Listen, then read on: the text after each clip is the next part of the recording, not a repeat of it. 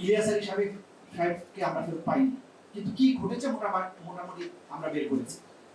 কিন্তু দুর্ভাগ্যজনক হচ্ছে ইলিয়াস আলী সাহেবের পরিবার আজ পর্যন্ত ইন্টারন্যাশনাল ক্রাইমস ট্রাইব্যুনালে যান নাই সাক্ষী দিতে, তদন্ত সংস্থার কাছে যান, গুম কমিশনে গিয়েছেন বলে আমরা শুনেছি।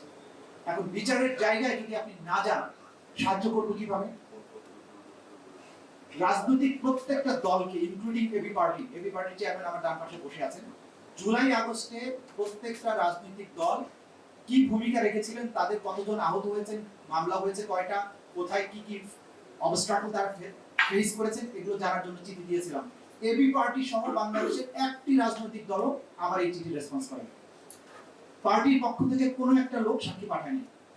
শুধুমাত্র গুমের ব্যাপারে, ক্রস ফায়ারের ব্যাপারে, নট গুম, ক্রস ফায়ারের ব্যাপারে জামাত এবং বিএনপি দুটো আলাদা ভলিউমে তাদের 17 বছরে যে পরিমাণ মানুষ ক্রস ফায়ারে মারা গেছেন, নির্যাতিত হয়েছেন, তার তালিকা পাঠিয়েছেন। কিন্তু জুলাই আগস্টের ব্যাপারে সবাইকে চিঠি দিয়ে, রিপিটেডলি চিঠি দিয়েছি, চিঠিরও কোনো জবাব দেয়নি কেউ, কোর্টেও আসেনি, সাক্ষীও দেয়। শুধুমাত্র NCP not as such, Nahid ইসলামরা জুলাই আগস্টের মাঠের নেতা ছিল, তারা এসে কয়েকজন সাক্ষী দিয়েছে, কারণ তাদের তার সাক্ষ্যটা অনিবার্য ছিল। তাই এমন একটা জাতি যে রাজনৈতিক দলগুলো মামলার বিচারের ব্যাপারে আগ্রহী না, সেই দেশে তো এরকম আইন আসবেই, কারণ রাজনীতিবিদরা কেউ সচেতন না। এখন দেখুন, অন্তর্বর্তীকালীন সরকারের সময় যে তিনটা না, র্যাবের আইন তখন ছিল না, যে আইনগুলো করা হলো সেই আইনগুলো সকল মহলের মতামত নেওয়া হয়েছে। আজকে যিনি আইনমন্ত্রী আছেন তিনি তখন অ্যাটর্নি জেনারেল ছিলেন, এই আইন প্রণয়নে তার বিশাল ভূমিকা ছিল। আসিফ নজরুল সাহেব তখন আইন উপদেষ্টা ছিলেন, তিনি সবারই শিক্ষক, ঢাকা বিশ্ববিদ্যালয়ের শিক্ষক। আসাদুজ্জামান সাহেবের সরাসরি শিক্ষক। এইখানে গুম কমিশনের সদস্যরা ভূমিকা রেখেছেন, আমাদেরকে ডাকা হয়েছে, আমরা মতামত দিয়েছি, সিভিল সোসাইটির লোকেরা মতামত দিয়েছেন, ভিকটিম পরিবার এসে মতামত দিয়েছেন, ভিকটিমরা মতামত দিয়েছেন। এবং এই আইনগুলো কতবার কাটাছেড়া হয়েছে। গুমের আইনটার ব্যাপারে আমার মনে হয় 17টা না 18টা সেশন হয়েছে। এত ভালো করে আইনটা করা হলো, আপনি এক কথায় ল্যাপস করে দিলেন, দিয়ে বললেন এর চেয়েও ভালো জিনিস বানাবো। কি ভালো জিনিস বানালেন? 3টা আইন থেকে আমরা দেখলাম যে মূলত তদন্তের জায়গাটা আপনি বাহিনীর উপরে ছেড়ে দিচ্ছেন। যারা আসামি তারা কিভাবে তদন্ত করবে? আপনার বোঝা যাচ্ছে সরকারের পুরো চিন্তাটা হচ্ছে বাহিনীগুলোকে বাঁচাতে হবে, কারণ বাহিনীগুলোকে দিয়ে বোঝা যায় হয়তো তারা একটা অপরাধ করতে চান, নইলে তাদের বাঁচানোর দরকার নেই। 17 বছরে ভিকটিম হচ্ছেন আপনি। আপনি কেন এই কাঠামোটা রেখে যাচ্ছেন? চিরদিন কি আপনি ক্ষমতায় থাকবেন? বিশ্বাস করেন এটা সম্ভব? আপনি যদি কালকে ক্ষমতায় না থাকেন, আপনার রেখে যাওয়া আইনের কাঠামো ব্যবহার করে একই গুমের প্রচলিত আবারও হবে, তখন আপনি কার কাছে বিচার চাইতে যাবেন? যে যারা প্রশ্ন তুলেছেন আদালত পারে না, আদালত কিছু করতে পারে না। তদন্ত যদি সঠিকভাবে না হয়, আদালত কিভাবে বিচার করবে?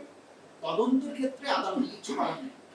এখন যেটা আইনটা হয়েছে যে আপনি তদন্তের বাহিনীগুলোর অপরাধের তদন্ত বাহিনী নিজেরা করবে, জীবনে কোনোদিন তদন্ত হবে? আবার কি ভয়টা কি দেখানো হয়েছে যে তদন্ত যদি বলে যে অভিযোগ মিথ্যা, তাহলে আপনি যে ভিকটিম পরিবার, যা পরিবার নাই হয়ে গেল, তার 5 বছরের জেল হবে। একে তো ফ্যামিলির সদস্য নাই, তারপরে তাকে আবার ভয় দেখানো হচ্ছে যে তোমারও জেল হবে 5 বছরে। তার কি অভিযোগ করতে যাবে? বাংলাদেশে গুমের সংখ্যা, গুম কমিশন বলেছে যে 4.5 থেকে 6,000-এর মতো, যদিও 1900 অ্যাপ্লিকেশন তারা ডিল করেছে। বাকি মানুষ কেন আসে নাই মামলা করতে? তার মানে তাদের মনে এই ভয় আছে, এখনো তারা ট্রমাটাইজড যে আমরা অভিযোগ করতে গেলে না জানি কি হয়। কারণ যারা গুমের সাথে সম্পৃক্ত ছিল তাদের বহু লোক এখনো চাকরিতে আছে। তা আপনি যে লোকগুলো ইউনিফর্ম পরে চাকরিতে আছে তার বিরুদ্ধে আপনি মামলা করতে যাবেন কিভাবে? সরকারও তো আপনার পক্ষে নেই, সরকার তো তাদেরকে প্রোটেকশন দেওয়ার জন্য আইন করছে। তাহলে এই বাংলাদেশে কি গুম মানে চিরদিনের জন্য থেকে যাবে? এটাই আপনারা চাচ্ছেন? এইটা হচ্ছে জুলাই বিপ্লবের পরে জন আকাঙ্ক্ষার সাথে সম্পূর্ণভাবে একটা বিশ্বাসঘাতকতা। এই ব্যাপারে কোনো দ্বিধা আমাদের নাই। এটা তো সরকারের জন্য প্রয়োজন ছিল না। এই সরকার তো পপুলার সরকার, প্রত্যেক ভিকটিমরা এই সরকারের পেছনে আছে, রাজনৈতিক দলগুলোর পেছনে আছে, বিরোধী দল তারাও চায় না যে এই সরকারের পতন হোক। তারা হয়তো তাদের কর্মকাণ্ডের ক্রিটিসিজম করে, কনস্ট্রাকটিভ ক্রিটিসিজম করে, তারা দেশটা ভালো চায়। আপনি ভয়টা পাচ্ছেন কোথায়? এই ভয় পাওয়াটা আমাদেরকে জাতি হিসাবে বহুদূর পেছনে ঠেলে দিচ্ছে। এইরকম একটা আইন রেখে ভবিষ্যতে গণমানুষের মধ্যে যে একটা আতঙ্ক থেকে যাবে, এই আতঙ্ক থেকে তো জাতি বেরোতে পারবে না। আপনি গুড গভর্নেন্সের মাধ্যমে মানুষের মন জয় করেন, বাহিনীগুলোকে গুড গভর্নেন্সের জন্য তৈরি করেন, তাদেরকে একটা ভয়ঙ্কর অপরাধ থেকে একটা শিল্ড তৈরি করার কাজটা করা তো রাষ্ট্রের দায়িত্ব। তাহলে কে প্রিয়? আপনি কি বাহিনী নির্ভর হয়ে যাচ্ছেন নাকি জনগণ নির্ভর? আপনি দেখেছেন অতীতে যে বাহিনী নির্ভর হয়ে আওয়ামী লীগের কি পরিণতি হয়েছে। তারা বাহিনী নির্ভর ছিল কারণ তাদের মধ্যে গুড গভর্নেন্স ছিল না। তারা এটা কলোনিয়াল শাসকদের মতো এই জাতির মানুষদেরকে কৃতদাস বানানোর চেষ্টা করেছে, আমাদেরকে কৃতদাস বানানোর চেষ্টা করেছে। আমরা সেখান থেকে বিপ্লব করে এই শৃঙ্খল ভেঙে বেরিয়ে এসেছি।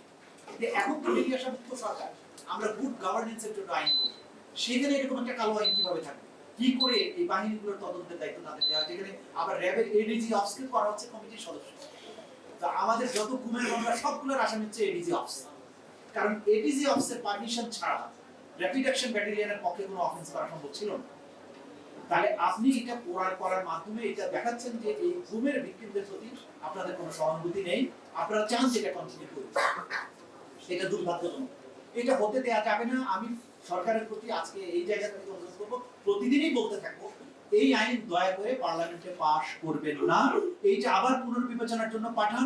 এইটাকে আবার নতুন করে যেটা সত্যিকার অর্থে অপরাধকে রোধ করতে পারবে এমন ভাবে এই আইনটা আবার করা উচিত। অবশ্যই পার্লামেন্টের সদস্যদের প্রতি আমাদের আবেদন থাকবে, ওপেন আহ্বান থাকছে, আপনারা এই প্রস্তাবিত আইনের পক্ষে ভোট দিয়েন না, এটা পাশ করানো উচিত হবে না। যদি আপনারা এটা পাশ করানোর মধ্যে থাকেন, ইতিহাসে আপনাদের নামটা লেখা থাকবে আপনারা এরকম একটা কালো আইন করে গুমের বৈধতা দিয়েছেন।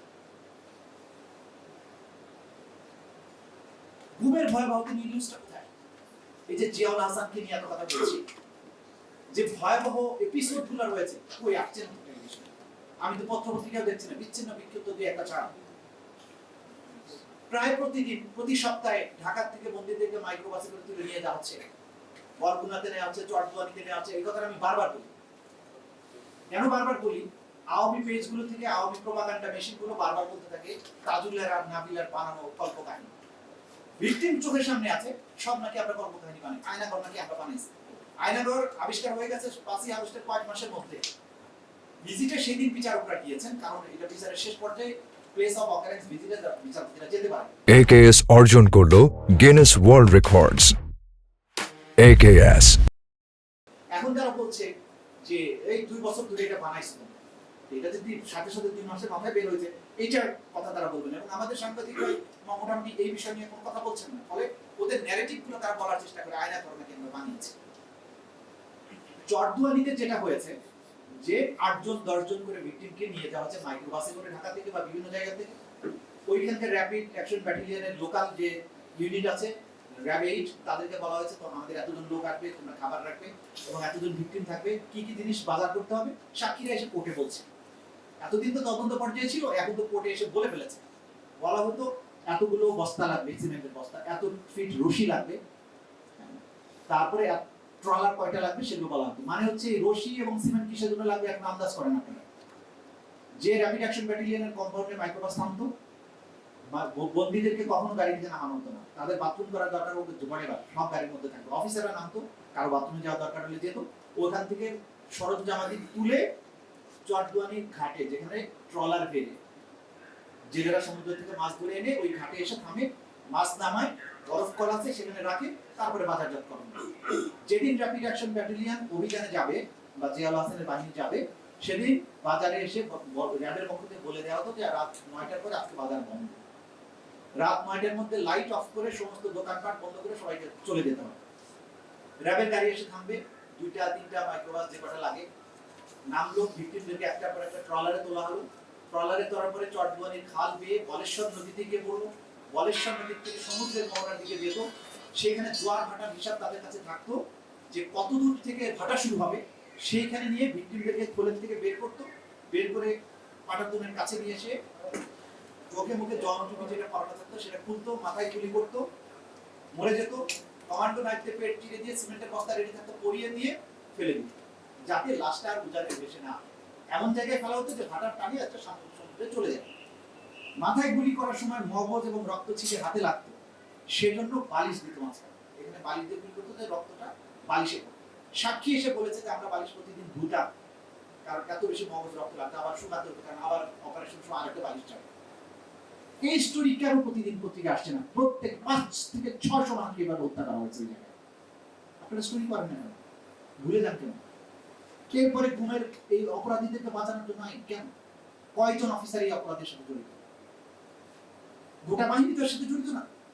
হাসিনা এই মানুষগুলোকে দানবে পরিণত করেছিল তার ক্ষমতাকে দীর্ঘায়িত করার জন্য। এই সরকার তো সেই সরকার না, এই সরকার তো জনগণের সরকার, এই ভিক্টিমদের সরকার। তাহলে এরকম একটা দানবীয় আইন কেন রাখতে হবে যে অপরাধ করে তাদেরকে প্রোটেকশন দেওয়া হবে, সেইগুলো আইনটা করা হবে? এটা এই সরকারের কাজ তো না, এটা প্রত্যাশিতই না।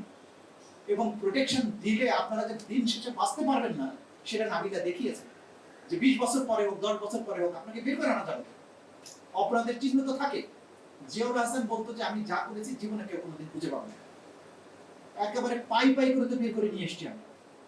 কোথায় গুলি করেছে, কিভাবে গুলি করেছে, গুলি করার সময় হাতে রক্ত আর মগজ লাগলে কি বলতো, সবই তো আমরা জানি।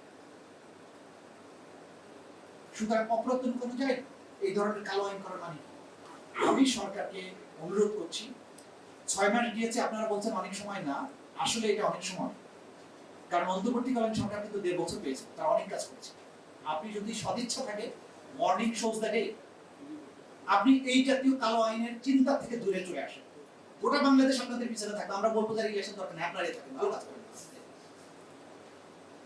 কিন্তু এইরকম কালো আইন করে যে দুঃস্বপ্নের মধ্য দিয়ে গোটা জাতি গিয়েছে বারবার, সেই দুঃস্বপ্নের দিকে আবার যাব, এটার জন্য আপনাকে আমরা আনছি।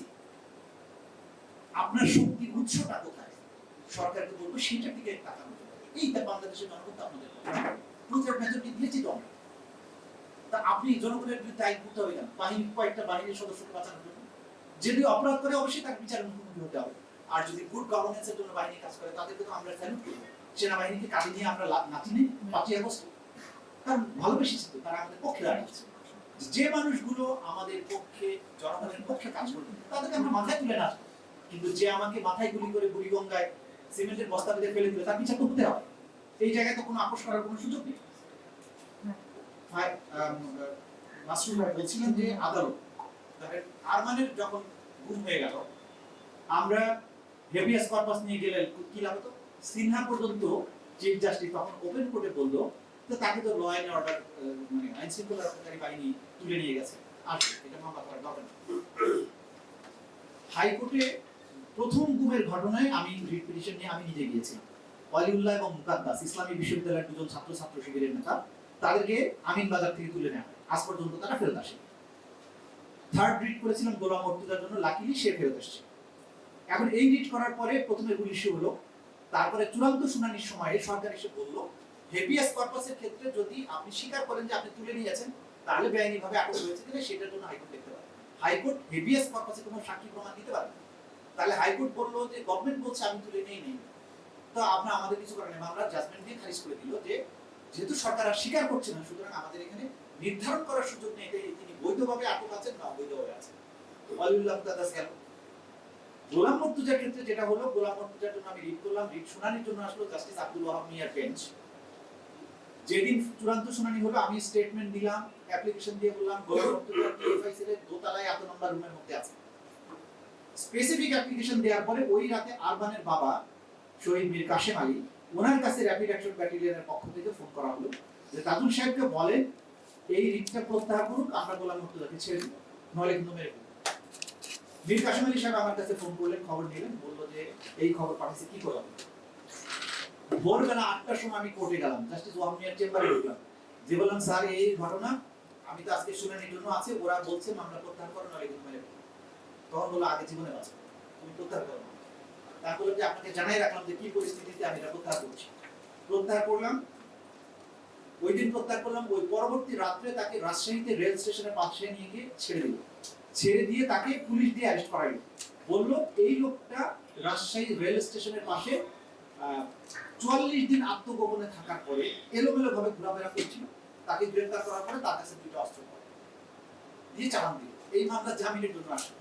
আমি তখন আদালতে বললাম হাইকোর্টে যে এই লোকটা 44 দিন আত্মগোপনে ছিল, পুলিশ এটা কিভাবে পায়, কবে থেকে 44 দিন গণনা হলো, মানে এই 44 দিন সে র্যাবের কাছে বন্দী ছিল, তারা মনের ভুলে 44 দিন রেখে দিয়েছে, এটা বেল দিয়ে দিয়েছে।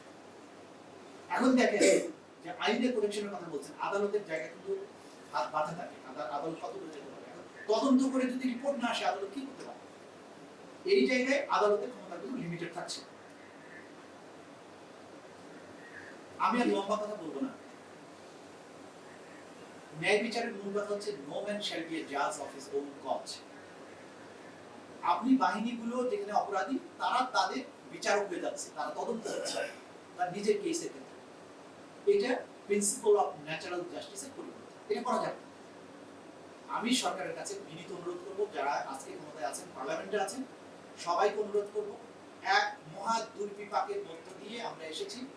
ইতিহাসের সবচেয়ে খারাপ শিক্ষা হচ্ছে যে ইতিহাস থেকে কেউ শিখে না, কিন্তু শিখতে তো দোষ নেই।